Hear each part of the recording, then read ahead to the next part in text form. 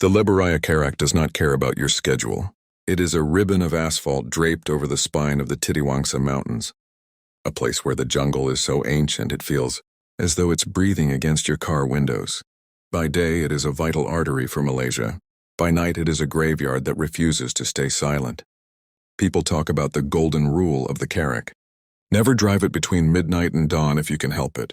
But Razak was a man of logic. An engineer by trade, he believed in things he could measure.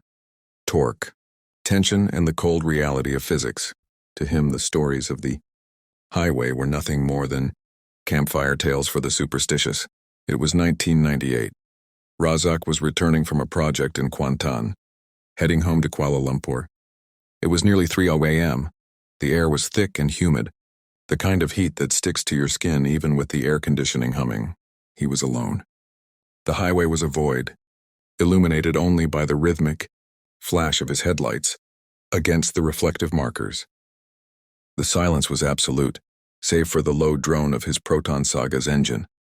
He had just passed the turnoff for Bentong when he saw the first sign of another soul. Two dim reddish-orange glows flickered in the distance. Taillights. Razak felt a brief sense of relief. Another traveler. But as he drew closer, the relief curdled into frustration. The vehicle ahead was an old Volkswagen Beetle, painted a sickly, jaundiced shade of mustard yellow. It was moving at a crawl, perhaps 40 or 50 kilometers per hour, and it was sitting stubbornly in the right-hand overtaking lane. Razak flashed his high beams. The Beetle didn't move. He flashed them again, the bright white light reflecting off the Beetle's weathered chrome bumper. Still, the car held its slow, agonizing pace. Razak checked his mirrors. The road behind was empty and swung into the left lane to pass. As he pulled alongside, a strange sound cut through his closed windows. It wasn't the healthy roar of an engine. It was a rhythmic, wet chug-chug wheeze, like a machine trying to breathe through a throat full of sand. He didn't look at the driver's side. He just wanted to be clear of the ancient, slow-moving hazard. He accelerated, merged back into the fast lane, and watched the yellow dot shrink in his rear view mirror until the darkness swallowed it whole.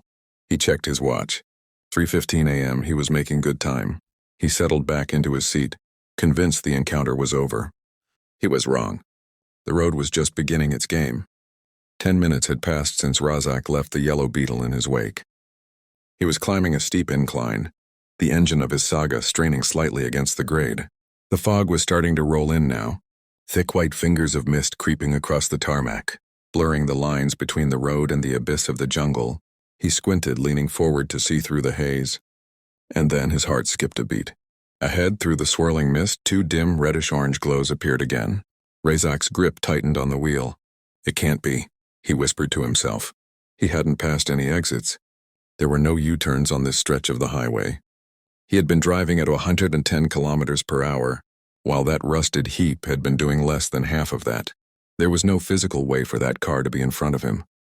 But as the distance closed, there was no mistaking it. The same mustard yellow paint. The same rounded insect-like silhouette. The same chug-chug wheeze that seemed to vibrate in Razak's very teeth. His logic began to fray at the edges. Maybe there were two of them. A collector's club. But what were the odds of two identical, decaying yellow Volkswagens driving on the same deserted highway at 3 in the morning? He didn't honk this time. A cold, prickling sensation was crawling up the back of his neck.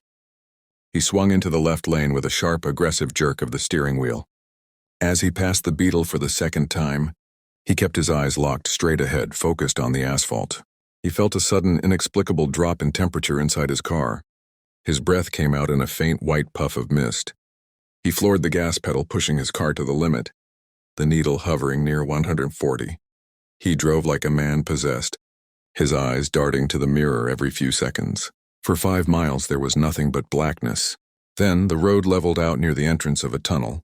The fog cleared for a split second and Razak's blood turned to ice, there sitting perfectly, still in the center of the lane, before suddenly beginning to roll forward at its signature. Leisurely pace was the Yellow Beetle. It hadn't just appeared. It was as if the highway itself had folded, placing the ghost car back in his path. The golden rule echoed in his mind. Never look inside. But the fear was no longer a silent thing. It was a screaming demand for answers. The engineer in him died in that moment, replaced by a desperate, terrified man who needed to see the face of the impossible. The third encounter felt different. The air around Razak's car felt heavy, like water pressing against the doors. The mechanical chug-chug wheeze of the Volkswagen was now so loud it drowned out his own engine. It sounded like a heartbeat, slow, rhythmic, and decayed. Razak was no longer trying to get home. He was trying to survive a nightmare. He pulled his car alongside the Beetle for the third and final time. He slowed down, matching its agonizing 40-kilometer-per-hour crawl. His hands were shaking so violently he could barely hold the wheel. Slowly, with the dread of a man looking into his own casket, Razak turned his head to the right.